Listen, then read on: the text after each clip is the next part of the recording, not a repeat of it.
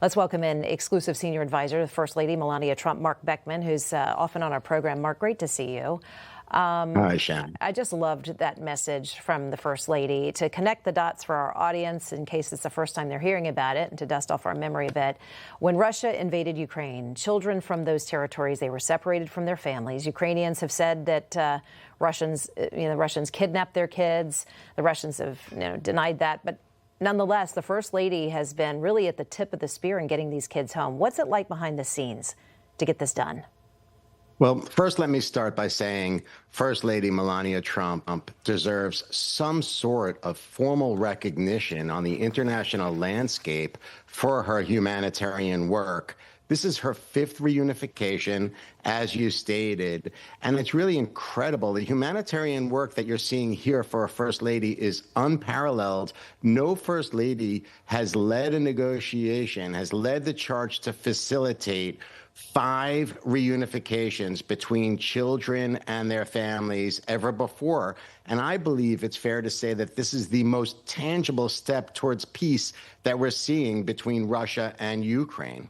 Yeah, a softening of hearts for sure. Nearly a year ago, it was the First Lady sent that letter.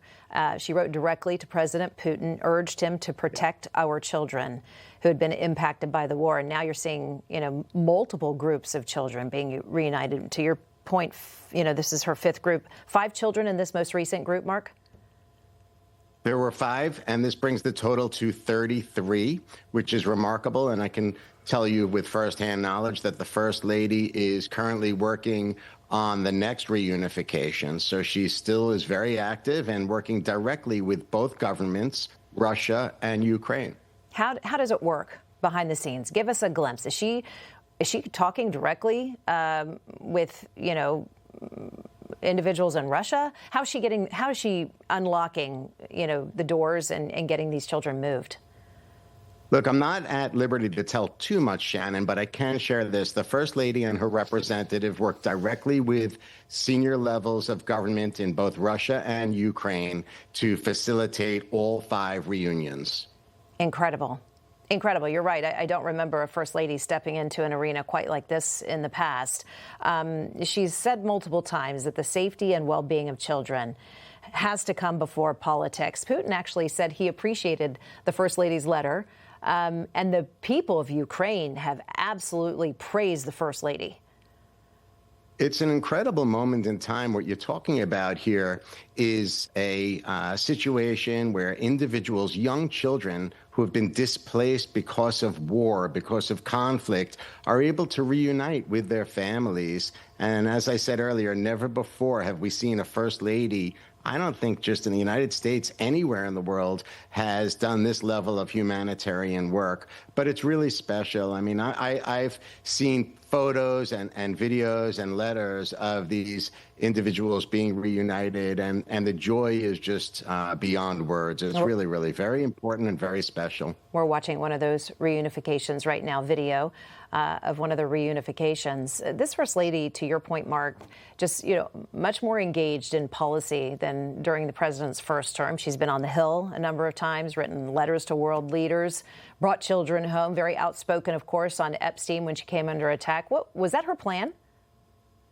Yeah, I think what we're seeing right now is the evolution of the First Lady's office of the East Wing from raising awareness around policy into directly impacting people's lives.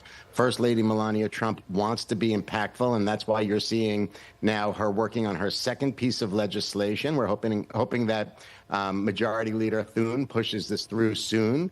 That will make her second piece of legislation. We've seen her create a nationwide network of universities, north of 25 now, where she has children from the foster care community, American children from the foster care community, receiving scholarships. You saw her launch with Secretary Bessent, the Fostering the Future account, which is incredible. She worked with Secretary Turner and HUD to provide housing access for those individuals transitioning out of foster care. She had the executive order for Fostering the Future. And on an international level, not only has she provided these reunifications, but she's also, before getting into the First Lady role for the 47th presidential administration, she's also worked in leading to the freedom of Israeli hostages in Gaza. Incredible. So we're seeing remarkable level of humanitarian work here for the First Lady. And as I said, she should be recognized formally for this humanitarian work. It would be nice. Somebody should stand up and talk to it. It would be nice. Right? Very quickly, Marc, before I let you go, absolutely. We'll continue profiling her good work on this program. I want to ask you about this heart-stopping threat out of Iran on the First Lady and Baron Trump. A lot of people have speculated this is the reason we've seen a lower profile of the First Lady in the last couple of weeks. Any truth to that theory, Marc?